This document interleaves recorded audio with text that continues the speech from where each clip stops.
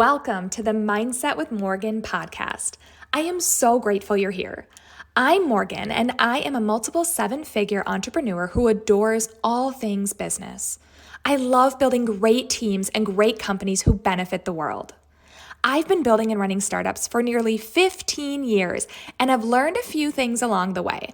I'm a teacher by heart, and I'm so excited to share with you. I'm also human, and I need a good pick-me-up and mindset shift before meetings, tough conversations, and sometimes just on my morning commute. My hope is that you can use this podcast as a quick mindset reset before you start your day or whenever you need a mindset shift. I also love a good funny story with a helpful lesson involved, and that is what you'll get here. Now let's learn, grow, and have a few laughs.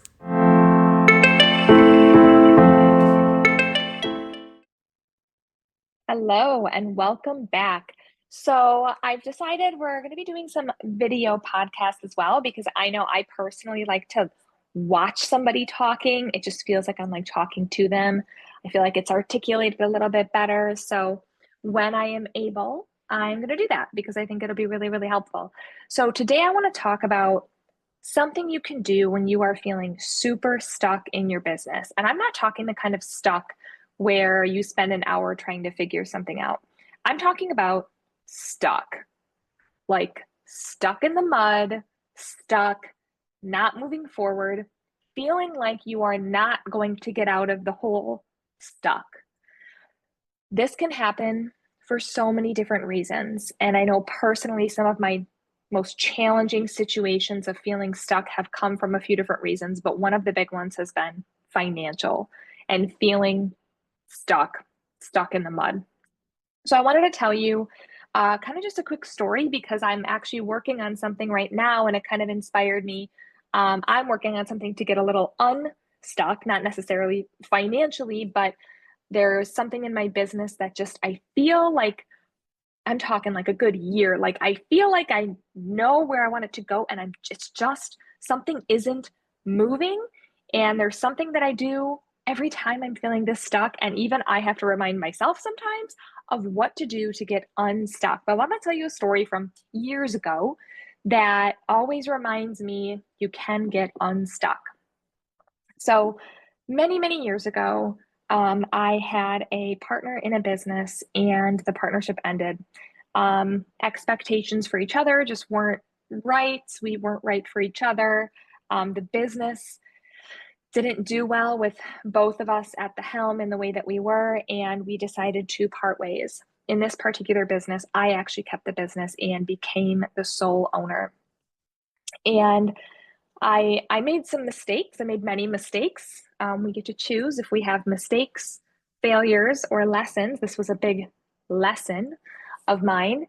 And I learned pretty quickly that this person had racked up quite a bit of money on the credit cards for the business.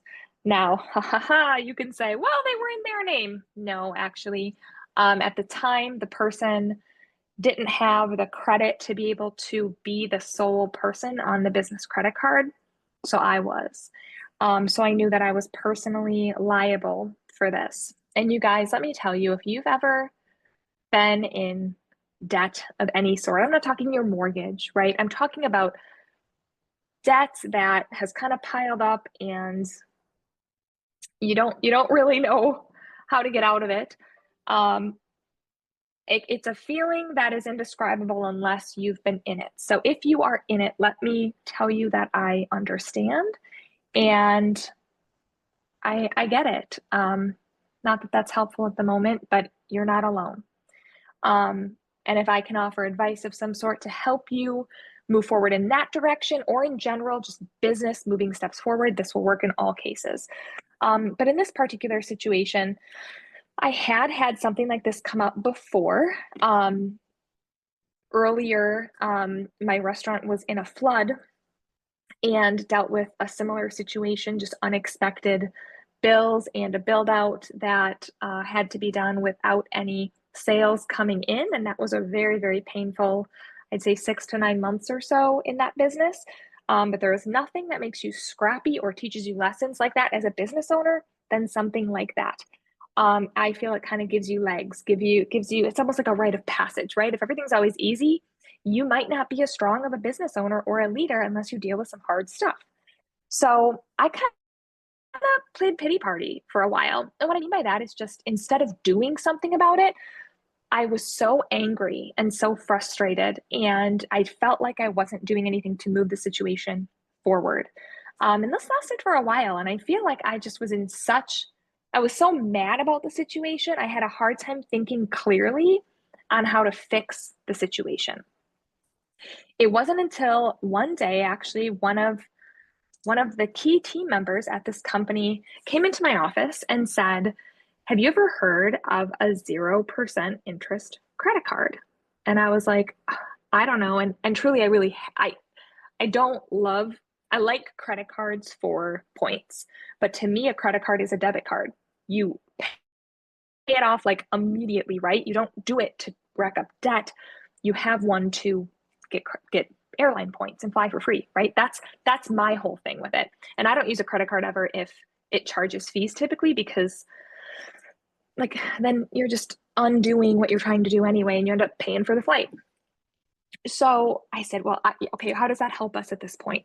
And this person said, well, why don't we take the balance and apply for a 0% credit card, because the credit card interest is really eating away at the company and it's not going anywhere. It's just piling up, piling up. So I was not keen on the idea. I don't know why. I think because I just didn't want I didn't want the business to have another credit card, because I just didn't like that idea. And I sat on that for a while too, and I did not take any action. And you guys, let me tell you, the amount of anxiety that you create for yourself when you don't take action is sometimes worse than the actual problem. So finally, I said, all right, let's do it. And I had to be the one to do it because it was under my name and everything. So we applied for it and did a balance transfer, sat on that, and then I sat down at an Excel spreadsheet and came up with a plan and said, every month, this is the amount we're going to put towards the 0%. I divided the amount of months that we had with 0%. Decided we weren't going to really use this card, but start at 0 with a different card that would be our business credit card, pay that off in full every month. And whatever the company profited, we would put towards the card, or we would take, it would be the lesser of the amount divided by, I think it was 13 months. The debt divided by 13 months, that is the amount we would put towards the card every month. And we paid it off. And it happened like that. And what it did is it took the emotion out of it, because here's the thing, as a business owner, sometimes when you have cash in the bank, it can be very, very, very difficult to part with it. I think I've talked about this before.